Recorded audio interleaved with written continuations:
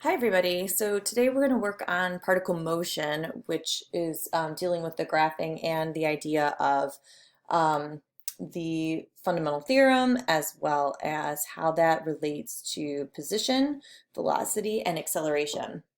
So this is our first bit of information here. Well, let's read it. Let's start from the beginning. F is the differentiable function whose graph is shown below. So this is F. This is the graph of F, just so we know. The position at time t seconds of a particle moving along a coordinate axis is given by this function here. So S is equal to the area under the curve from 0 to t of f of x dx. So if this is position, what is velocity? Well, velocity is equal to s prime. So if we take the derivative of this function using the fundamental theorem, v is equal to f of t. And then acceleration is equal to the derivative of velocity. So acceleration is equal to f prime of t. So you want to, when you're working on these problems, you want to identify, what is my graph? Is it F? Is it S? Is it V? Is it what is it? What do they want it to be? How is it related to what's in this integral here? And then how can I make relationships out of that? Like, what do I need to do to understand what I'm going to find from this? So setting this up right here allows you to go through these problems a lot quicker. So I'm going to back this out just a little bit so we can try to see everything at the same time. So this first question says, what is the particle's velocity at t equals 2? Well, velocity for me is equal to f of t. So basically I want to find f of 2. Well, this is the function of f, so I go to 2, I go down. Hey, guess what? F of 2 is -4. If we were dealing with some units here, we would write -4 meters per second or miles per hour or whatever that might be here. Is the acceleration of the particle at time t equals 3 positive or negative? So I am looking for acceleration, which is equal to f prime of t. So I'm looking for whether f prime of t is negative or positive. So I should say f prime of, I hate doing this I can't ever reach my eraser when I'm doing in this mode because it like gets in the way of everything. All these other little pieces get in the way. Okay, so f of 3 is what we're looking for, f prime of 3. So f prime of 3, now we can't read it, so awesome.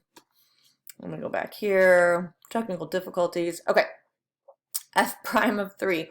So what is the slope at x equals 3? So 3 here, they just want to know if it's positive or negative, so this is definitely a negative slope. So we can say it is negative. The acceleration is negative there.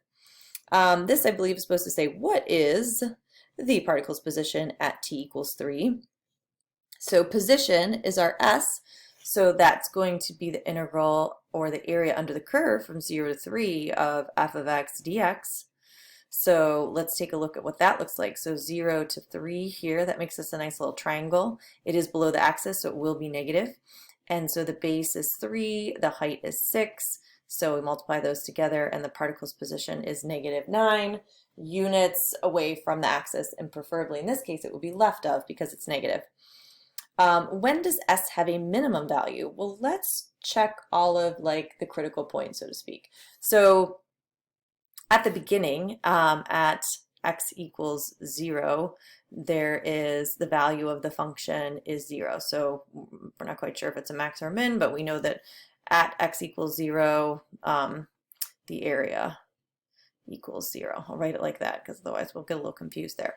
Okay, so then if we go over to, like, once we start moving, all of this is negative. We're just accumulating negative value here. So once we hit 7, though, it starts to change. So at x equals 7, our area is negative. So there's a lot there, right? And so then let's check at the end, like what happens after we start adding all this positive area here. So at x equals 11, the area is still negative, but the question is it more negative or less negative than at 7? So you should be able to tell me that this here, all of this negative information is still going to be more than what we've added up here. So this is going to be a lower value here. So this would be your minimum Okay, so at x equals 7, you have a minimum. And then because this is a little bit higher at x equals 11, that could be a possible maximum, but the area is still negative here, whereas the maximum, the value over here at x equals 0 was 0. So 0 is greater than any negative value that we might have. So the original spot here at x equals 0 is our maximum. Okay, so when is the acceleration equal to 0? So acceleration, remember, is f prime of t. This is our graph of f, so f prime is our slope of our graph of f. So when is our slope equal to 0? And that would be here and here. And I'm going to count this as 4 because I don't know why it's like over to the side. So I'm just going to say at x equals 4 and x equals 8. Taking some liberties there with the graph because it's kind of goofy. And the last question I think is, or no, we got 2 more. The next question says, where is the particle moving toward or away from the origin? So here's your particle, and it's riding along the origin. And so, you know, it's going negative, negative, negative, negative, negative until it hits 7 seconds. And then it turns around and starts going positive. So the point at which it's pink here going out, that's moving away from the negative, sorry, away from the origin, which is when v of t is less than 0. And that is on the interval 0 to 7. So that's when it's moving away. And then when we start to come back here, positive, then it's moving back towards the origin.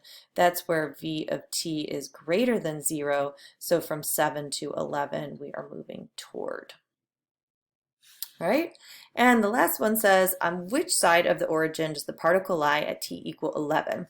So we want to know, are we left or right of the origin? Well, here's all this negative stuff that we talked about earlier. So there's a lot of negative area. It's going pretty far this way.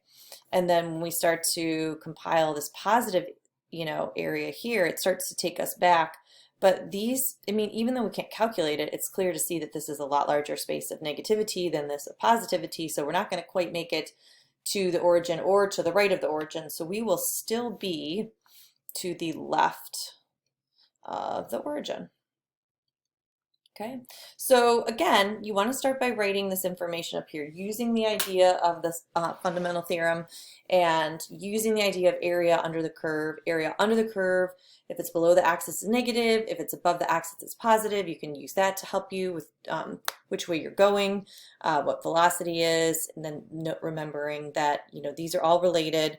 This is your f function, identifying those, all that kind of stuff from the beginning. And then that helps you to answer your questions at the end. So take a look at this. You know, if you have any questions, let me know, and then you can head on to the assignment.